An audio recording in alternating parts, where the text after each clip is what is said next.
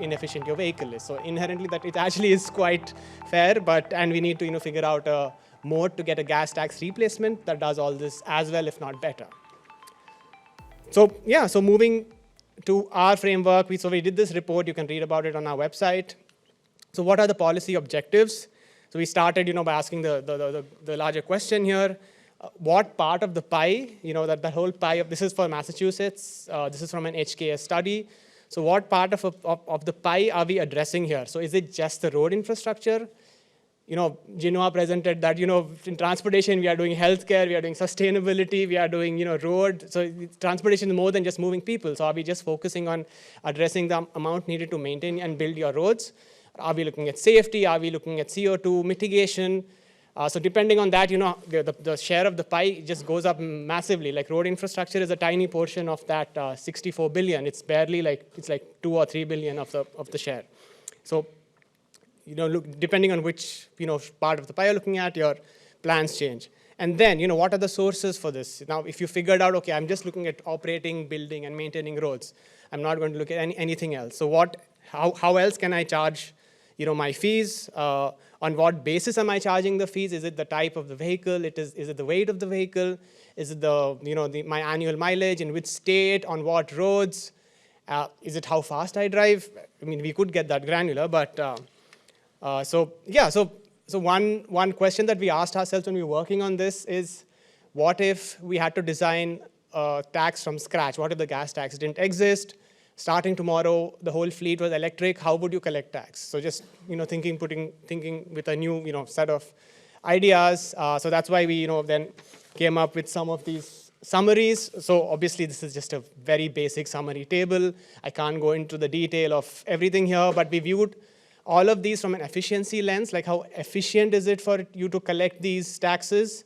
Also, we looked at it from ease of administration, potential for evasion, stability over time, of course, and a fairness lens. And so we had gas tax, flat fees, parking pricing, VMT charge, road pricing, RUC, and also like a EV charging tax. So it's all good, well and good to have this thought exercise, but it's we are MIT. It's always good to model it and figure out how does this actually play out. So we had to model it because you can't look at these variables independently. The car fleet, the fleet of IC is decreasing, the fleet of EV is going up. They are all interdependent on each other. So it's perfect for like system dynamics, and MIT is the home of system dynamics. So I jumped at the opportunity to model this. So you need a systems perspective. You need to look at the impacts of policy and regulation. You need to look at the impacts of consumer behavior and choice. So if I increase the tax, how much is that going to impact the consumer's probability to buy an ICE over an EV? Industry challenges and preferences, like the actual supply of EVs. The demand might be for 10 million EVs a year, but the scaling up takes time. So how much demand am I losing per year? The environment, of course. We did not look at the session which will happen after lunch, which is on battery mineral supply, because that would just make it much more complicated. You have to draw the line somewhere in your model's boundaries. So I'm not going to go through the assumptions and simplifications. It's all in the paper, but these are basic, driving data, behavior data, industry data that we've taken from, the FHWA, US DOT, and various other websites, on the fleet, on driving characteristics, and so on and so forth. And, I think the biggest assumption that we made was that, can we look at 2035 as the year where ICE sales go to zero? And why, even though this was an assumption, the fact that this is a model, you can actually change the levers on all of these. You can change the amount people drive. You can change the average fuel efficiency. You can ramp it up. You can ramp up EV production. You can look at how much VMT cents per mile you're charging. You can look at fixed fees. You can look at weight fees, different for ICEs and EVs. So yeah, it's a very gory system dynamics model. I did spend some time and made a web version of it, which is also available at, I'll just put up the website here. So anyway, so what does the model tell us? And I think a lot of think tanks have been doing this research. It takes around 15 to 17 years, for the whole EV market share to cross 50% compared to ICE. It's a slow transition because the average lifetime of a car in the US is like 13, 14 years, and it's just increasing. Cars are expensive. People are not going to replace them every 8 years or 7 years. But you can, in the model, you can edit that and just see how drastically the transition changes if you have like a cash for clunkers 2.0, and people are now changing their cars frequently for more efficient cars. And if the average lifetime goes down from 15 years to like 10 years, just how the graph changes. So you can, so it's reducing, so most of this is driven by the 2035 mandate, the 14 to 17 years crossover point.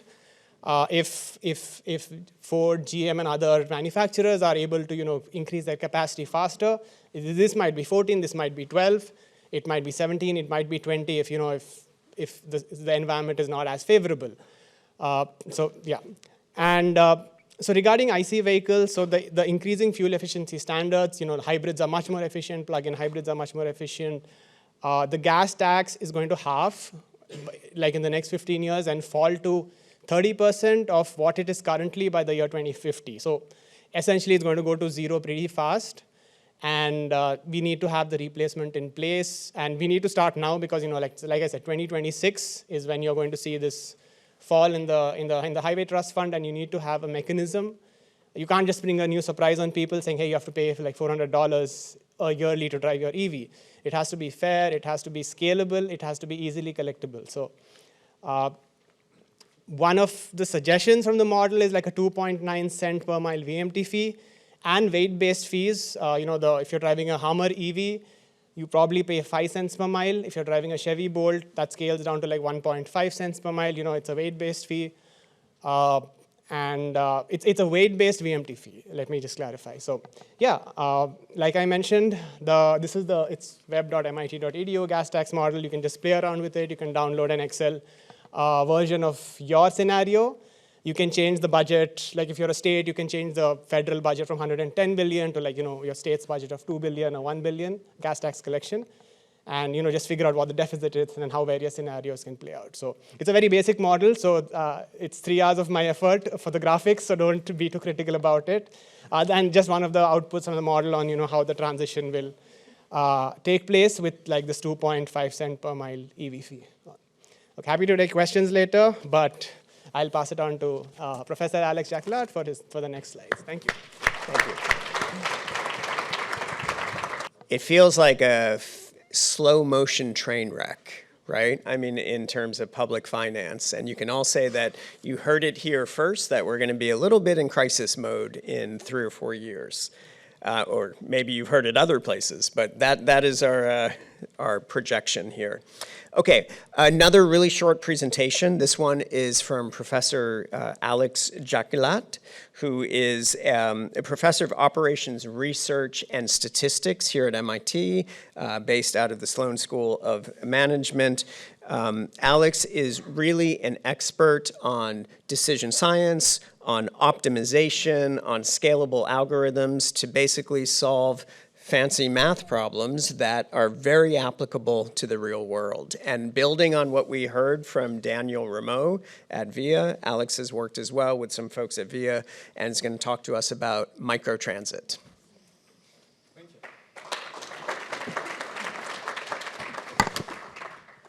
Thanks, John. Well, thank you everyone for being here. It's such an inspiring and energizing day. Today I'm going to talk indeed about some of the work that we've done on microtransit, and it's been also exciting to hear all of the opportunities at the interface between public and private sectors here. So as John mentioned, I'm leading an overall research program at MIT focused on transportation, mobility, and logistics broadly defined, spanning air traffic management, urban mobility, trucking and logistics decarbonization, as well as other applications of transportation and logistics for social good, including vaccine distributions, wildfire suppression, and so on. So in the world of urban mobility, we've been working on a number of problems that have been emerging, again, with this increasing interface between kind of public transit options and on-demand offerings. So we've been working on how to operate on-demand systems with virtual bus stops, with vehicle customer coordination, how to design itineraries and how to design driver rosters for paratransit systems. And increasingly how to design these hybrid systems, multimodal systems between fixed line transit and on-demand ride sharing. And that's what I'm going to talk about today. Most of that research agenda has been done indeed in collaboration with VIA, and it's been a real pleasure. So before jumping into the details, a couple of overall findings that are kind of spanning all of these studies. Number one is that optimization and analytics help and are important. And this is not a completely trivial outcome here. For example, when we look at the problem of virtual bus stops is a great idea in my mind. How much better can it be? We have all of the on-demand powerhouse, we have the flexibility, we have the coordination, we have everything.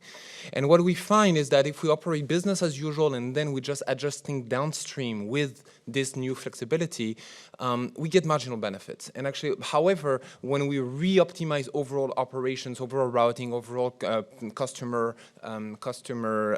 vehicle assignments and these type of things, then we can get very significant 10, 15, 20% cost reductions and profit improvements and level of service improvements. So optimization has a role to play, and that's also motivating a lot of things that we're doing there. Number two is that flexibility from on-demand operations helps, and actually should be perhaps the more exciting result is that a little bit of flexibility can go a long way, and that is absolutely instrumental in terms of designing systems that are operating almost as business as usual with a little bit of flexibility that can have a significant impact in terms of coverage, level of service, and cost and sustainability. And so altogether, what we're finding and what we're really excited to uncover system after system is these win-win outcomes where we can actually find opportunities to combine existing options or to design new systems that can simultaneously improve demand coverage, serve more people, but also improve the level of service for the people that we're serving at lower cost and at a lower environmental footprint. And that's the type of win-win-win outcomes that can be instrumental. So illustrating all of this in the world of microtransit, so I'm preaching the choir and echoing what's been said already, but there is a wide range of emerging options that are falling between the fixed line transit and on-demand ride-sharing options. And the idea would be to leverage the flexibility and convenience of on-demand operations while at the same time relying on high occupancy vehicles that are core to public transit. And so that's the world of microtransit. So when that emerged a few years ago, what I think conventional wisdom was at the time was, okay, let's take a big van and operate it on demand, right? And then that's going to be the hybrid paradise that we're going to have in between. And actually that does not necessarily work. And we have a couple of papers that show that. The obvious reason is that whenever you have a big van and you're operating on demand door-to-door transportation, then you're going to have a lot of detours and delays for everybody else, right? And so the question is how to alleviate that. So one option has been ride pooling that we've seen from the ride-sharing industry, but still relies on small occupancy vehicles and has suffered from low adoption. Another option is to operate in a small region. So we're just going to restrict the geographic locale that we're operating in. And VIA has been very successful in municipalities like Salem and Newton in Massachusetts and many others across the country. And then the two other options that we're seeing in larger cities are zone regularizations with basically on-demand services serving as a first mile and last mile for public transit. And what we are studying in this particular study is line-based regularization. So the idea here is basically to leverage what we already have with public transit. So what we have with public transit is high-capacity vehicles, fixed lines, and a given timetable that we're publishing ahead of time. Okay, so we go to the MTA website in New York and we can see that line on Park Avenue at 8 a.m., 8:05, 8:10, 8:15, and so on and so forth. And so we can plan our trips. But then on demand, we can leverage these new mobility as a service platforms to request trips saying, I want to go from that street to that street. And actually, you can actually have more specific origin and destination and timing information. And so in response to these requests, what the platform can then do is potentially deviate from the reference line that was published in order to provide a better level of service to the customers. Right, so we do that ahead of time, and then in real time, we can either operate as planned or trying to improve a little bit operations with all the technology that we have from these demand responsive platforms. And so the question that we're asking in this research is how to optimize that. So now we're looking at a very, very large scale problems, and so we need to optimize a strategic design problem subject to demand uncertainty while capturing how we're going to operate the system. So that's again where optimization and analytics matter and can help, and I'm happy to provide details offline. But just a snapshot at the key results. So we're finding that these hybrid solutions really occupy a new space at the middle ground, as a middle ground between ride-sharing and fixed-line transit. So if we look at so in these plots, blue is transit, red is microtransit, and grays are different embodiments of ride-sharing. So if we look on the right-hand side, so this is distance. So obviously what we're finding is that we have a much lower distance traveled than ride-sharing. Why? Because we have high-capacity vehicles, we have demand consolidation. Okay, but that's what transit does. But if we now compare our solution to the transit solution, we see that flexibility helps a lot. We're serving more people, 5 to 10% improvement, and we're doing that with lower wait times and smaller walk. Right? So we're serving more people with a higher level of service with comparable costs as compared to transit. Perhaps another important thing is that we're actually achieving the same demand coverage as ride pooling with a fraction of the distance traveled. Okay, and that is again showing the benefits of this type of leveraging the strength of fixed line transit in addition, in conjunction with on-demand operations. And finally, when we bring all of this together, we actually get efficiency gains because we are again increasing demand coverage, consolidating demand into high-capacity vehicles, and therefore increasing vehicle loads as a result, reducing costs. And we get also benefits in terms of equity and accessibility and inclusion. And why is that? It's because basically we can do more with our lines. We can serve more people with a given transit line. So we can serve more people with fewer lines in downtown, in high demand areas. And that is freeing some budget to actually expand the geographic reach of our system. So the left-hand side here is the network coverage that we have with fixed line transit, and this is what we're obtaining with microtransit in comparison. And so I think that this is obviously a very exciting exciting result with the significant implications.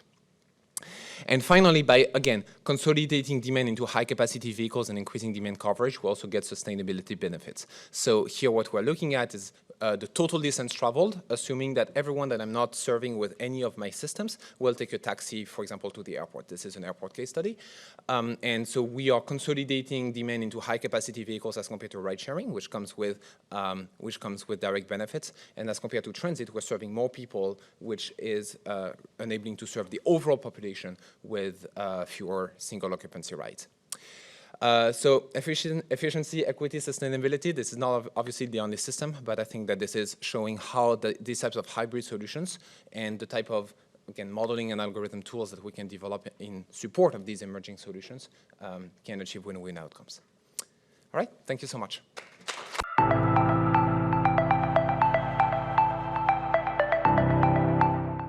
Okay, everybody, we have a short research presentation. I am really delighted to welcome Professor Dan Freund.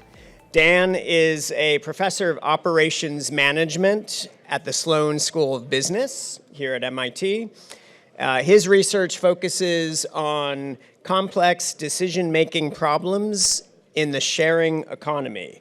So Dan developed the analytical methods used by bike-sharing systems like City Bike, Ford Go Bike, Boston Blue Bikes, to inform their rebalancing, the rebalancing of these vehicles at night during daytime. That's a big math problem. Dan is really great at those types of problems. He also spent a year as a research fellow at Lyft in their marketplace labs, where he developed new algorithms and market mechanisms for the ride-sharing industry. And Dan is going to take us through a very short talk on flexibility and coordination in on-demand transit, on-demand mobility. Thank you, Dan. Thank you, John, and thank you to all of the organizers for what's been really a fascinating day so far. Let me try to get my slides up. Okay, so I sneakily added an extra word of optimization into my title. So I want to talk about flexibility, optimization, and coordination in on-demand mobility. And I really think of that as covering most of the things that my research agenda is about. So I would like to start by talking a bit about flexibility and what I mean by that. In particular, exploiting flexibility in ride-hailing and bike-sharing. I'm going to focus on ride-hailing. And in particular, I'm going to give you as an example what turned eventually into Lyft's wait and save mode. So the figure that you see on the slide basically shows you on the x-axis time to request in seconds, and on the y-axis, think of it as how much of a surcharge did somebody who opened the app and ended up requesting after this many seconds, how much did the person end up paying? Now, the colors basically give you the surcharge at the time when the app was opened. So all the way to the left, you see like the red line starts at 3x, but then after 180 seconds, it's down to 1.5x. So what we found in looking at the data at Lyft was that even though people would see 3x surcharge when they opened the app, by just waiting 3 minutes, they were able to pay significantly less. So people were already waiting and saving, but Lyft didn't have a mode for that. And in fact, by doing that, it made pricing and dispatching a lot harder operationally, because suddenly you don't know, is this person that just opened the app, are they going to request in 3 minutes? Should I be lowering the price now, or should I keep the price high? If the person isn't going to request, then we can lower the price. But if the person is just going to request then I'm going to have a demand spike the moment I lower the price. In order to deal with that, Lyft basically introduced wait and save. And what you see here is basically a simulation that shows the throughput under something like wait and save versus under something like traditional dynamic pricing. Because by funneling people that are willing to wait sort of into a dedicated digital waiting line where you already know this person wants to get a ride, they've already requested, but now I have the next 10 minutes to decide on when to dispatch and finding the best possible driver, which is possible because you already have that knowledge, you can get significant efficiency gains. So that is one example of the flexibility aspect. The next part that I want to talk about is the optimization. And I want to use as an example, switching from 4 wheels to 2 wheels, a bike sharing example that actually came from my work with City Bike. So on this plot here, there's no optimization happening yet. On this plot, you see 2 stations in New York City. The one on the right is Broadway and West 36th Streets for people that are Manhattan-based. And the green line shows you the capacity of that station. All of this is ancient history. This is 2017, admittedly. But what you see with this green line is that the capacity is pretty high up here. But the maximum number of bikes that were in that station over the course of a day is in red. So you see most days, the station wasn't even half full at any point during the day. And in fact, on no day, this is basically the first 9 months of 2017, at not a single day in that station did the use of the docks in that station ever go so high that there weren't at least 10 docks free. So the station on the right-hand side, station 2, you really could be taking 10 docks away and nobody would even notice. But then on the left-hand side, you see station 1, and you basically see every day the station fills up all the way to the top and is all the way empty. The minimum is in blue, always at the bottom. So clearly, it might make sense to move docks from the station on the right to the station on the left, but which station should we pick for this, other than these obvious station 2 and station 1 here? Well, that's where I then did a lot of math, and at the end of that, we basically ran a pilot where we're back to sort of something that's more interpretable. All of the circles here show you the reduction after docks were moved. Stations that had dock capacity added to them, all of the circles basically show you how much of a decrease there was in stock out events, in basically customers trying to return a bike but not finding a dock, or trying to rent a bike and not finding a bike. And of course, at the stations where we took docks away, stations like station 2 in the previous picture, there was some increase in stock outs, but those increases were really quite small. You see the numbers are like -5, -10 in increases at most, and the decreases at the stations that got extra capacity were of the order 15, 20, 25. So that is the optimization that can have an impact in micromobility. And the last part of what I want to talk about is the coordination aspect. And there I want to talk about something that's much newer, much fresher. And by the way, the line that you see on there, that's the demarcation line between mobility and other things that I do. So ignore everything to the right of the demarcation line. That's not what you're interested in. So the coordination of AV deployments is one that I'm very interested in these days. And in particular, the way to think about coordination of AV deployments is if we're thinking about companies like Waymo, company like Motional, they are developing AV technology. But they are not actually spending all that much time figuring out how to run a ride-hailing platform. Uber and Lyft have spent a lot of money, a lot of time, a lot of effort figuring out how to run a ride-hailing platform. And some of you may have heard the news this week that Waymo in Phoenix, Arizona is now actually deploying their autonomous vehicles to Uber's platform because they're figuring out that Uber is actually good at this ride-hailing aspect, and Waymo can just focus on the autonomous technology. But the question that I think academia can be helpful with, the question that I want my research to be helpful with, is how should the contracting between these two entities work? How can the contract be set in such a way that the platform's interest and the AV owner's interest is actually aligned? I put question marks behind AV owners because somebody pointed out at dinner last night to me that we don't know who's going to own these AVs long term. Like right now, it is Waymo owning them. Down the road, it might be venture capital. It might be really anybody. We don't know. But whoever will own these AVs, their interests aren't really aligned necessarily with the ride-hailing platform's interest. So getting the fleet size right, getting the vehicle utilization right, being actually at a point where the AVs have the correct capabilities, meaning are able to drive in the areas where they are needed, that all of these are not necessarily aligned between platform and the AV owners themselves. And these are really issues where contracting is going to come in a very important manner.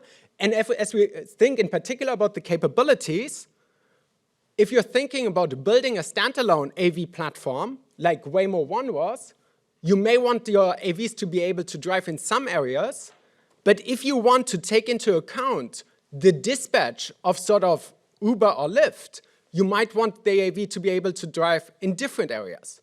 So making those decisions in a way that actually aligns the interests of the platform and of the AV operator is something that I think needs to be done holistically. That is something that I have an ongoing research project on. And one key finding that's sort of preliminary and it's not really baked out is that what will definitely be needed in this context is a utilization commitment. So the AV company needs to know that if it puts its vehicles on Uber or on Lyft, those vehicles will actually be highly utilized. And it's actually not obvious that it will always be in the platform's interest to highly utilize them, and that's why we need contracting. So I'll stop here with 42 seconds to go. My research really combines various mobility problems through a lens of flexibility, through a lens of optimization, and through a lens of coordination. Thank you very much.